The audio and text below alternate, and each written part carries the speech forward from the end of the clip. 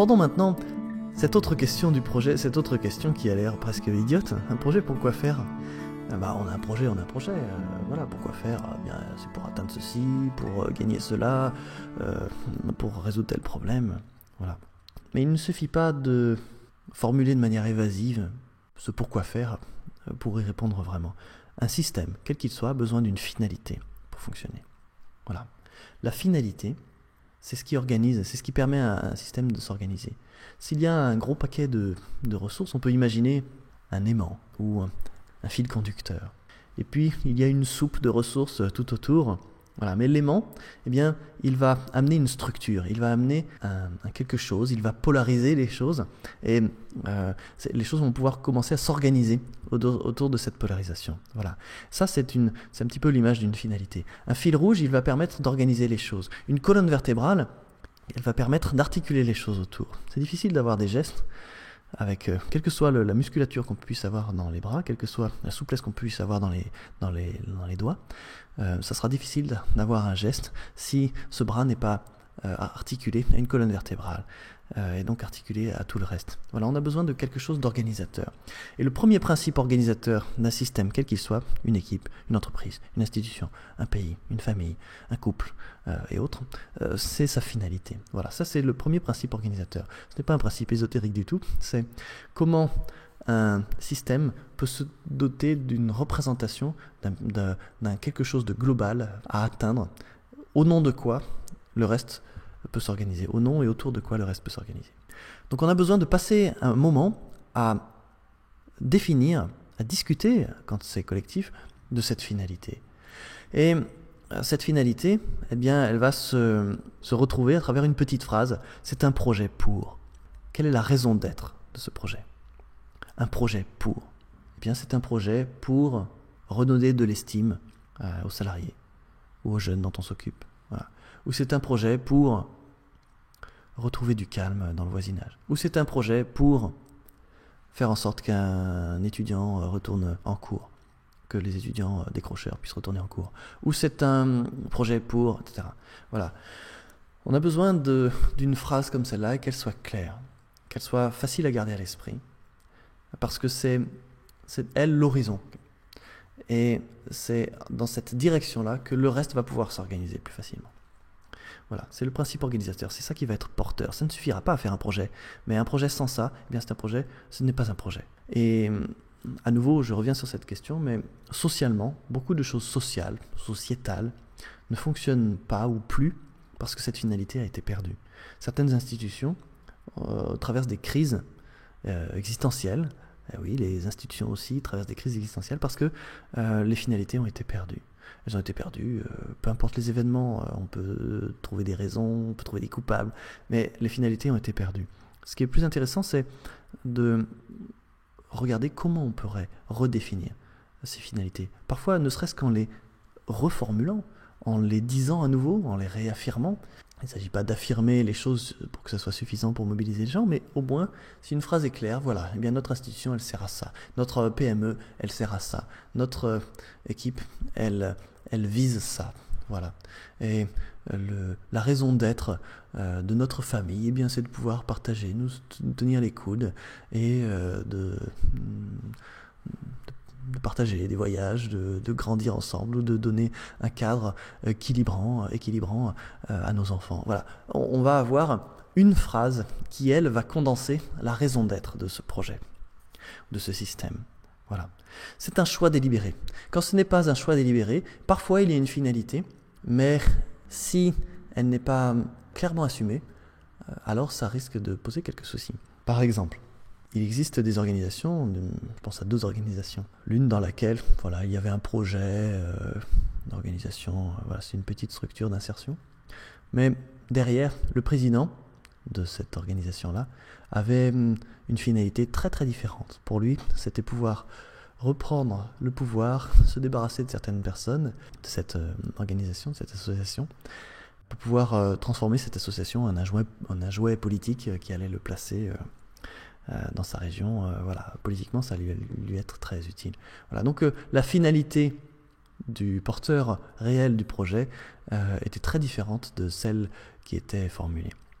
Un autre exemple qui est assez parlant, je suis intervenu dans une très grosse industrie de l'énergie à plusieurs titres.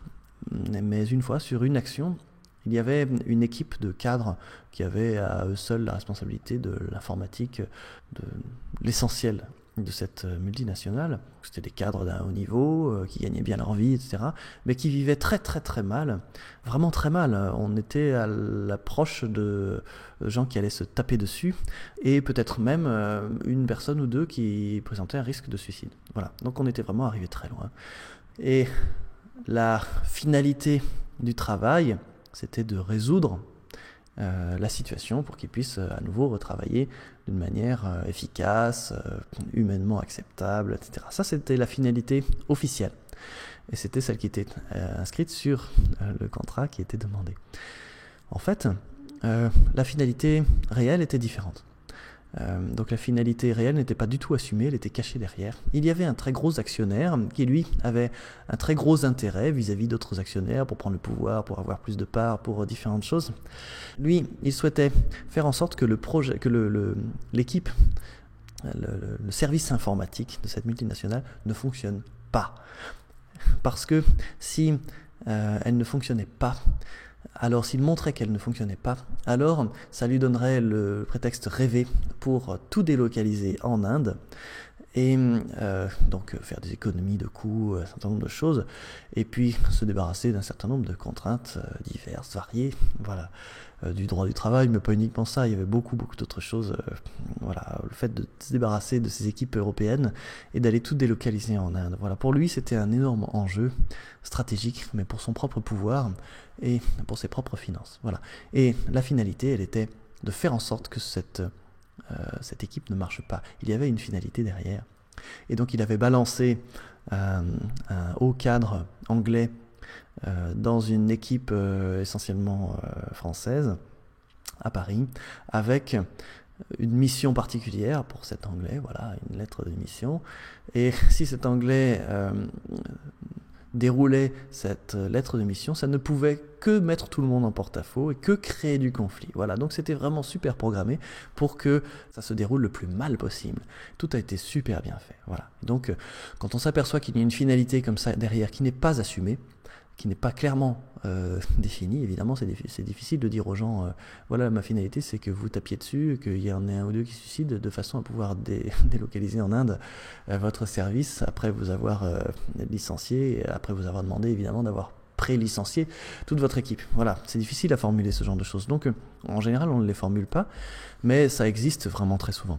Et le travail donc a consisté, mon travail a consisté, une fois qu'on a mis ça à jour, parce qu'on ne s'est pas privé de le mettre à jour, une fois qu'on a mis ça à jour, bien ça a consisté à faire en sorte que les personnes puissent continuer simplement humainement à faire leur travail ensemble, à pouvoir se voir, se parler, échanger des informations, qu'elles puissent retrouver un confort minimal, une estime mutuelle et d'elles-mêmes suffisante pour pouvoir durer le temps que leur service durerait et partir dans des conditions en respirant, que humainement elles puissent partir à la tête haute quand le moment serait venu. Voilà, et ça s'est très bien passé, les personnes ont survécu, etc. Voilà.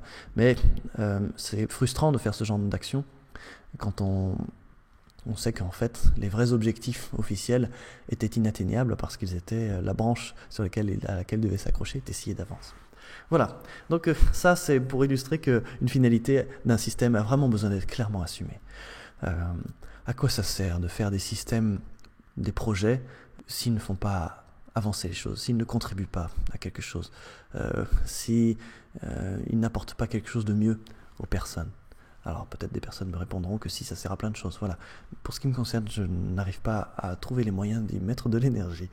Et je pense que pour beaucoup de gens c'est pareil. Donc on va chercher la raison d'être de ce projet. Et dans cette raison d'être, on va chercher autant que possible à y mettre une contribution, c'est-à-dire en quoi ce projet il va apporter quelque chose de plus large que lui-même, en quoi il va apporter, en quoi il va nourrir des besoins sociaux, sociétaux, ou en quoi le projet de telle petite équipe de 5 personnes dans l'entreprise, elle va nourrir la vie, l'avenir, la pérennité de cette entreprise. Voilà, on est un sous-traitant de l'industrie automobile. L'industrie automobile se porte pas vraiment comme un charme. Comment on fait pour, pour, euh, pour maintenir les emplois dont tant de familles et l'avenir de tant de jeunes qui sont en train de pousser dans ces familles dépend. Voilà. Quelle est cette contribution du projet? On veut mettre en place un nouveau service social voilà, ou dans la santé. Quelle va être sa contribution? Ça va donner un sens fort, une raison d'être forte au projet. Voilà. À chaque fois que vous pouvez formuler cette contribution, vous donnez une perspective plus large et plus noble aussi, plus facile à défendre, plus mobilisatrice. D'ailleurs, tous les télétons et autres mouvements médiatiques, sociaux, comme ça, de récolte de fonds, fonctionnent bien quand ils ont une vraie belle cause à montrer. Voilà. Une vraie contribution. Donc, une contribution, ça veut dire qu'on ouvre les représentations du projet à quelque chose de plus large que lui-même. Voilà, le projet, il n'est pas seul sur une île déserte. Il est lui-même un moyen, un levier pour quelque chose de plus large. Voilà, un levier ou un point d'appui pour quelque chose de plus large que lui-même. Et c'est ça qui va lui donner une contribution. C'est ça qui va donner du sens. Il y avait une personne un jour en insertion qui était complètement, soi-disant, perdue pour l'humanité. Les différents dispositifs d'insertion par lesquels il était passé l'avait classé comme tel, et puisqu'il était désespéré, eh bien, on a envoyé ce cas désespéré à une personne que j'avais formée, avec laquelle je travaille encore de temps en temps, qui bizarrement savait faire quelque chose avec les gens avec les cas désespérés. En fait, cette personne s'intéressait aux gens, et les projets qui étaient formulés étaient des projets qui étaient formulés avec les gens, etc. Et elle s'intéressait à leurs besoins, à leurs objectifs, etc. Et ce professionnel avait réussi à avoir un dialogue avec cette personne, ce cas désespéré, et elle s'était aperçue qu'il y avait des choses qui motivaient vraiment, qui donnaient vraiment un sens fort à cette personne soi-disant perdue. Et cette personne avait raconté au professionnel de l'insertion, elle lui avait raconté un de ses derniers jobs dans lesquels elle avait vraiment trouvé beaucoup de sens, et elle aurait pu faire ce travail pendant des années. Et elle y allait en se levant à l'heure le matin, et elle faisait les efforts pour prendre le transport en commun. Et c'était une vraie réinsertion d'être dans ce poste qui malheureusement n'avait pas été maintenu. Et là, il y avait quelque chose. Et derrière ce quelque chose, il y avait la possibilité de comprendre vraiment des sources de motivation, des sources de choses pour s'y retrouver, pour donner du sens. Voilà. Eh bien, pour le travail d'insertion lui-même. Mais cette personne elle-même, elle se plaçait dans un cadre de contribution. C'est ça qui lui avait donné la force de se réinsérer à ce moment-là.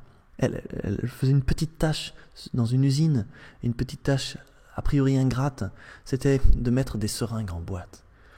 Il n'y a pas franchement quelque chose de très excitant, de très poétique à mettre des seringues en boîte. Sauf que cette personne savait que ces seringues allaient servir à porter des vaccins, et que ces vaccins allaient dans un pays africain, et que ces vaccins allaient sauver des vies. Et cette personne, au moment où elle mettait la seringue dans la boîte, elle pensait qu'à sa modeste échelle, elle avait une pleine conscience de la modestie de son échelle, mais elle savait qu'elle était en train de contribuer à sauver des vies.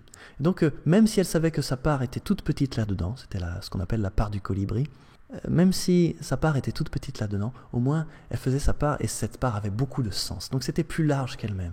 Et ça donnait vraiment une finalité. Et cette finalité lui permettait de se lever le matin, lui permettait de faire des choses qui jusque-là avaient été dures pour elle, c'est-à-dire d'aller travailler, de côtoyer d'autres gens, de prendre le bus, et voilà, de se faire à manger à l'heure, et de dormir correctement. Voilà, plein de choses qui étaient réorganisatrices pour elle, au nom de ça, au nom de quelque chose de plus large qu'elle-même. Au passage, cette histoire du colibri, peut-être la connaissez-vous, c'est peut-être une légende amérindienne. Il y avait un grand incendie dans une forêt, et l'incendie était en train de ravager la forêt, et tous les animaux qui le pouvaient étaient en train de prendre la fuite. Il y avait simplement un tout petit colibri, vraiment cet oiseau si minuscule, qui allait à la rivière la plus proche, prenait une goutte d'eau dans son bec, et revenait au-dessus du feu, et déversait sa goutte sur le feu. Il faisait des allers-retours incessants entre la rivière et l'incendie. Alors, assez rapidement, ça a eu le don d'agacer des animaux beaucoup plus grands que lui, et qui ont commencé à lui faire des remontrances sur son irresponsabilité, sur ce grand n'importe quoi qui consistait à aller mettre une goutte d'eau, les gouttes d'eau une par une sur l'incendie. Écoute, petit colibri, tu fais n'importe quoi, tu ferais mieux de te mettre à l'abri, tu vas risquer de te faire griller par l'incendie, arrête de te rendre ridicule, ce que tu fais ça ne sert à rien, etc. Et là, le petit colibri leur répond simplement, peut-être, mais moi au moins je fais ma part. Voilà, ça c'est l'histoire du colibri, et il y a beaucoup de gens qui sont en train de reprendre ça, notamment des mouvements sociétaux comme ceux inspirés par des travaux de quelqu'un qui s'appelle Pierre Rabhi, et plein d'autres, beaucoup d'autres, dans plein de pays.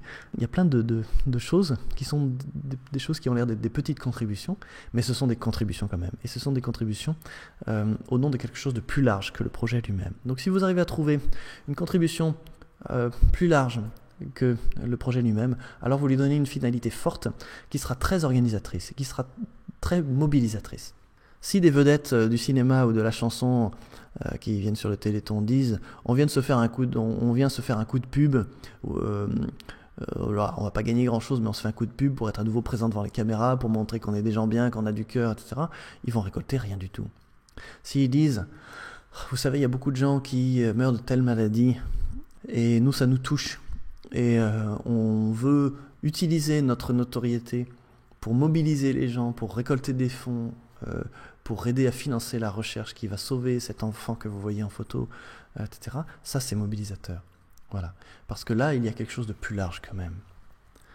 Voilà. Je ne me fais pas d'illusions sur le fait que toutes les vedettes qu'on voit à ces occasions ne soient pas forcément toutes aussi sincères qu'on pourrait l'imaginer, mais peu importe, elles arrivent à communiquer, ou en tout cas certaines arrivent à communiquer cette contribution plus large, et ça mobilise. Et tant mieux si c'est pour quelque chose qui fait vraiment avancer les gens et qui va vraiment sauver des vies, comme celle d'un enfant qui habite sur ma commune par exemple, ou sur un autre sur la commune d'à côté. Voilà, là, ça donne un sens plus large. Et enfin, une autre question. Changer quoi ? Un projet, pour changer quoi ? Ah bon, quand on fait un projet, c'est pour changer quelque chose ? Bien oui, si ce n'est pas pour changer quoi que ce soit, ne faisons pas de projet. À nouveau, allons boire une bière avec des amis ou autre chose qui ne nuit pas à la santé. Changer quoi ? Si on ne change rien, si un projet ne change rien, alors ce n'est pas un projet. C'est une occupation, c'est un leurre, c'est un passe-temps, c'est un coup de communication, voilà. Mais ce n'est pas un projet. Un projet n'est un projet que s'il vise à changer quelque chose. C'est-à-dire qu'il y a un avant, un après le projet. C'est-à-dire qu'on atteigne quelque chose d'autre. Soit il modifie l'existant. Ce n'est pas forcément un changement révolutionnaire. Modifier l'existant, c'est-à-dire améliorer quelque chose, c'est-à-dire atteindre plus de résultats, c'est-à-dire permettre à plus de gens de bénéficier d'un dispositif, c'est-à-dire de mieux valoriser. Voilà, ça c'est un changement. Et ça donne un sens, ça donne une finalité au projet. Voilà, mais il y a bien un changement. Peut-être c'est créer un service nouveau. Voilà, on aimerait bien pouvoir apporter une réponse nouvelle aux familles de personnes atteintes de la maladie d'Alzheimer. Eh bien, on va créer un réseau de santé nouveau. Voilà, ce projet, c'est ça. Peut-être que ce qui va changer, c'est qu'on va rassembler des gens. Voilà, pour l'instant, dans cette entreprise, dans cette institution, eh bien, chacun travaille dans son coin. Et ça ne fait pas une intelligence collective, ça ne fait pas des résultats suffisants, ça ne nous permet pas d'atteindre ce que chacun pourtant individuellement aimerait atteindre. Voilà. Donc on a besoin de rassembler. Un projet, ça peut avoir simplement pour but, simplement avec des guillemets, simplement pour but de rassembler les personnes, de rassembler l'énergie, de rassembler des citoyens autour de quelque chose, de rassembler des salariés autour de quelque chose. Voilà, rassembler. Mais ça, c'est un changement. C'est-à-dire que les interactions sont différentes après par rapport à avant. Ça veut dire qu'il y a une intelligence émergente, nouvelle, après par rapport à avant. Ça veut dire que on mutualise certaines ressources qui rendent possibles certains objectifs qui n'étaient pas possibles avant. Voilà, rassembler. Ça veut dire qu'on évite l'explosion sociale dans un groupe, dans une association, dans un pays, etc. Voilà, on a rassemblé. Ça, c'est un projet qui a du sens, qui change quelque chose. Un projet change quelque chose, et rassembler, c'est changer. Quand les gens ne sont pas rassemblés, a priori. Voilà, changer d'angle de vision ou d'action, ou les deux, en général la vision et l'action ça va bien ensemble. Changer d'angle, c'est aussi un changement. Voilà, on a toujours abordé la question de l'insertion sociale en disant il faut prendre les gens par la main, il faut leur montrer qu'il faut les remettre droit dans leurs bottes, il faut leur montrer que c'est important de se lever le matin et que c'est important de dormir le soir et qu'il faut arrêter l'alcool. Et ça ne marche pas. On a beau leur dire, ils sont tellement bouchés qu'ils ne comprennent rien. Voilà, c'était un angle. Et là, on a un petit projet pilote dans un coin, une institution, qui va tenter autre chose. Voilà. Il va tenter de mobiliser les personnes différemment, de faire prendre conscience de choses sans leur expliquer de manière paternaliste, ou qui va recréer du lien entre ces personnes et d'autres. Et ce lien va faire en sorte que ça va être plus facile de vivre, d'avoir envie de se lever le matin et de faire autre chose que de se ruer sur une bouteille d'alcool le soir. Voilà. Changer l'angle de vision, d'action, c'est aussi ce que beaucoup d'entreprises seraient bien inspirées de faire maintenant, avant de s'apercevoir un peu tard qu'elles ont laissé filer quelques mois ou quelques années et de se retrouver dans une situation où elles n'ont plus les reins suffisamment solides ou la marge de manœuvre suffisante pour rebondir. Voilà. Changer d'angle de vision. Comment on peut considérer les clients différemment? Comment on peut créer un modèle économique différent? Comment on peut repenser notre offre de service? Il y a des entreprises qui, au lieu de vendre des produits pétroliers, enfin des produits créés à partir de pétrole comme des moquettes, des choses comme ça, se sont dit, bien, on va arrêter de vendre de la moquette, on va se mettre à louer de la moquette. Louer de la moquette. Leur métier a changé, il a changé vraiment parce qu'en fait, c'était beaucoup plus facile pour leurs clients. Ils n'avaient plus à s'occuper de maintenance, ils n'avaient plus à s'occuper de cette vieille moquette si jamais à un moment elle n'était plus suffisamment belle ou qu'il y avait trop de tâches pour recevoir nos clients dans la salle, je ne sais quoi, eh bien on demandait aux fournisseurs de la remplacer au fur et à mesure. Il y a beaucoup de choses qu'on n'avait plus besoin de faire. On n'avait plus besoin de faire appel à des professionnels du bâtiment pour venir nous faire des devis. On ne s'occupe plus de ça. On a un service qui est de pouvoir dormir tranquille par rapport à cette question de moquette. On aura toujours une moquette en bon état dans notre entreprise. Voilà, et on ne se pose plus cette question. Ça, c'est un vrai service, ça nous libère notre temps pour autre chose. On n'est pas des gens censés penser à changer la moquette ou la machine à café ou je ne sais quoi de temps en temps. Non, on laisse ça à d'autres, c'est un service. Super. Eh bien, cette entreprise, elle a profité de ça pour récupérer les anciennes moquettes. On vous en débarrasse. Avant, vous étiez bien embêtés quand vous aviez une ancienne moquette. Et bien maintenant, nous, on vous en débarrasse, on vous retire l'ancienne. Et bien, ces moquettes, on va les recycler. Et de ce recyclage, on a créé d'autres moquettes, etc. Donc cette entreprise a permis s'est autorisée à se faire un virage vers du développement durable. À la fois, elle a rendu un service, à la fois, elle a augmenté ses marges par rapport à ce qu'elle vendait. Elle ne vendait plus seulement la moquette, mais elle la louait avec un service. Et en plus, elle a récupéré des matières, c'est-à-dire des matières premières recyclables. Donc au lieu de participer à du déchet, elle a recyclé, et en plus, eh bien, ces matières, ça lui faisait moins d'approvisionnement coûteux en produits à base de pétrole, etc. Donc, pour la santé de cette entreprise, c'était super, pour sa contribution à la planète, c'était super, et pour soulager de contraintes, etc., pour alléger l'esprit des gestionnaires de leurs entreprises clientes, c'était super. Voilà. Ça, c'est changer d'angle de vision d'action. Et ça, c'est une très bonne finalité d'un projet.